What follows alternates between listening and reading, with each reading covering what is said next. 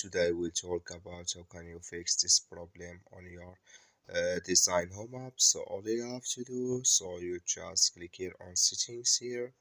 So then it's going to take you to this list here. It's going to show for you like this.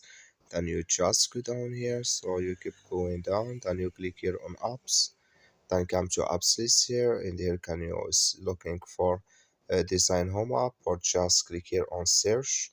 So then here at design home, it's going to show for you like this. Click on it. So then it's going to take you to this list. Just click here on for stop. Then you click here on OK. So then you go down, click here on storage, then come to storage list here.